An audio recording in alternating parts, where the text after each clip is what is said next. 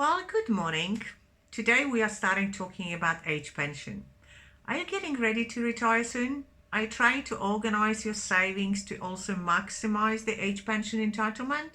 Or maybe you have retired already and you keep wondering, is the level of age pension that I am receiving, is it actually a correct payment? Or maybe I could be getting a little bit more. Or maybe, like many retirees and pensioners, you feel like tearing your hair out in despair when dealing with Centrelink office. Well, I know the feeling. Age pension and planning for retirement is a big topic, and it will take many videos to discuss it in details. But over time, I will answer those questions and I will give you suggestions and advice as to the choices that you have, together with real-life examples of how I assisted some of my clients. First, however, we need to understand when a person becomes eligible to apply for Social Security payment, such as age pension. So in today's video, I will answer the following questions. What is the age pension age test? What is residency test? What are maximum age pension rates? What actually means testing is. So I will explain income test, asset test, how they work and how they can impact you. My name is Katherine from About Retirement. I am certified financial planner, and age pension and retirement planning are my real passion. And believe me, my clients' age pension benefits have been maximized to the levels that they could not even have imagined were possible.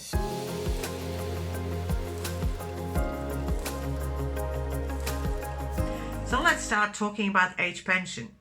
Age pension is designed to provide income support to older Australians who need it. There are many tests that you have to meet in order to apply, but the most important are the first two tests, and they are: you have to meet age pension age, which is your pension eligibility age, and then you have to meet the residency test. If you don't meet those two tests, there is really no point for you to even continue this discussion. But if you do, there is a lot for you to gain. So let's talk about the very first requirement, age pension age. For years, the retirement age in Australia was 65, and to make it easy for everyone, it was also the age when you were eligible to apply for age pension support. But in 2017, Australian government made changes and gradually increased this age from 65 to 67. The general explanation and justification for this change is that we live longer. Our life expectancy is greater. Therefore, we can actually work longer as well. And this is what government believes most people want and prefer. Well, there is some truth to this, but the real reason is that the number of retirees is growing from year to year. This is becoming the biggest proportion of our Australian community, and the government has to find ways to reduce the age pension expense for the budget, either by delaying entitlement, hence extending the age when you can apply, or by making eligibility rules tougher and tougher, which we have seen over the years when we look at income and asset test changes. So the government is trying to make pensioners' life a little bit more difficult. And I, on the other hand, want to help you to find ways how to get the most out of Social Security system, obviously within allowable limits. So as we are today to apply for the age pension, you have to be of the age of 66. However, anyone who was born between 1st July 1955 and 31st December 1956, you have to reach the age of 66 and a half. And if you were born anytime after 1st January 1957, your age pension age is 67. If you are still unsure and unclear about how it all works, you can jump onto moneysmart.gov.au and find pension age calculator. Assuming you pass the age test, now let's look and review the second test, residency test. Well, you must be an Australian resident to qualify, of course, which means number one, you are an Australian citizen, or number two, you hold a permanent resident visa, and I will explain additional criteria in a minute. Or number three, you hold a protected special category visa, which is a special type of visa granted for New Zealand citizens before 2021. Now, there are also these additional criteria. Number one, you have had an Australian residency for at least 10 years, and at least 5 of those years must have been consecutive. So you better not lose your permanent visa if you travel overseas. Number two, you are a woman who married an Australian resident. You have been an Australian resident for at least 2 years and your husband passed away. So you will be regarded as an Australian resident at that point. And number three, you were receiving an Australian widow's pension or allowance immediately before you reach age pension age. So you can just simply apply for the change and transfer of your benefit to age pension. Simple. There are a couple of exemptions, such as, for example, if you lived in a country that Australia has international social security agreement with, for example, New Zealand, then your residency in that country may count towards your 10-year residency requirement in Australia. And number two, that's in regards to refugees, former refugees and their families, you are actually exempt from the residency test. So what is the current rate of maximum age pension? Well, at today's date, and I'm recording this in April 2021, the maximum payments are for a single pensioner, $952.70 per fortnight, which is almost $25,000 per annum. For a couple per person, it's $718.10, which is just over $18,500 per person per annum. If you look at the combined income for a couple is $1,436.20, which is just over $37,000 per annum. If you're a couple separated due to illness, you will always be receiving a single rate each. So each person will receive $952.70 per fortnight, which combined annual income amounts to just below $50,000. Those payments that I've just listed, they also include maximum pension supplement and energy supplement. Now, pension rates are indexed to ensure they keep in pace with Australian price and wage increases. And Australian pensioners received the last increase in March 2021. I've actually created a video that explains the increase of pension and other issues for pensioners. So have a look at this video. So assuming that you passed those first two tests, now you can start calculating how much of that age pension benefit you can actually get by applying two additional means tests, which is income test and asset test. So why is it important to understand those two tests?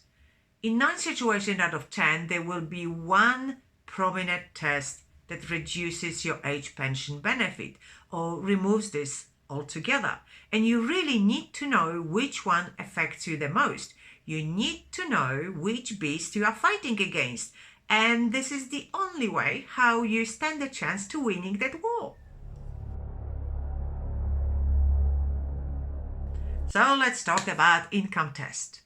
The government graciously allows you to earn extra income. For a single person, you can earn up to $178 per fortnight, which is just over $4,500 per annum, and you are still eligible for full age pension.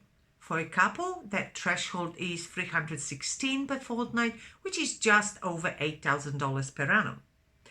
If your income is greater than those limits, your age pension benefit is being reduced by 50 cents in every dollar above that limit, and eventually will reduce down to zero when, as a single person, you earn more than $2,083.40 per fortnight, which is just over $54,000 per annum, you might say it's pretty generous.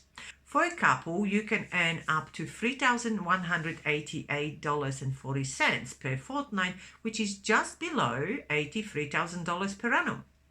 And for couple that are separated due to illness, the figures are always as two singles.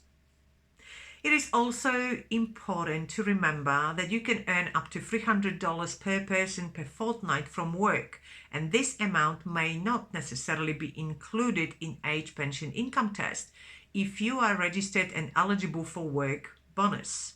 But this needs to be explained in another video, so suggestion, sign up to my channel and then you will know when my next video is coming out and when I am actually explaining that topic. When looking at the level of income you are allowed to earn and still be eligible for age pension, or even if it is a small part of it, you might start wondering why our government is so thoughtful and caring for the needs of pensioners.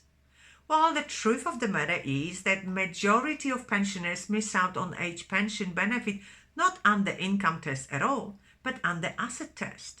And with dimming rates being as low as they have been for so many years, government is not really risking much of age pension overpayment. Just about the only way when your age pension is reduced under income test is when you have another form of a pension. For example, pension from overseas or another form of government pension. Makes you think, doesn't it? Catherine, I think you are being sarcastic right now. Or am I? Well, this is still a general explanation of income test, so I will create a separate video about it and I will go over all the little details that might be quite important for you. So hello, this is why I encourage you to like my video and subscribe to my channel, so when a new video is coming out, you will not miss it. Okay, so now let's talk about asset test. Asset test is the one that kills off most age pension entitlements or reduces your benefit dramatically. I have seen many cases where under income test, a single pensioner or retired couple are eligible for full age pension or high portion of it, but under asset test, peanuts. It reduces to ridiculously low amounts or close to nothing or less, which means nothing. So let's go over those limits right now. Well, you are eligible for full age pension if your assets are below $268,000 for a single pensioner homeowner, or $482,500 for a single pensioner and a non-homeowner. If you are a couple homeowners, your limit is $401,500, and for a couple combined limit for non-homeowners is $616,000. If you have assets below that limit under asset test, you're eligible for full age pension. If you have assets above those limits, your age pension benefit will be reduced by $3 per fortnight per $1,000 of assets, and it will cut down to zero for a single pensioner and a homeowner at the level of $585,750, for a single pensioner and a non-homeowner at the level of $800,250, for a couple that are homeowners, that's obviously a combined benefit, combined limit, $880,500, for couple also combined limit that are non-homeowners, $1,095,500. So we have gone over all general rules you need to meet in order to be eligible to apply for age pension benefit. The main problem with those rules is to know how to apply those rules to each investment that you have.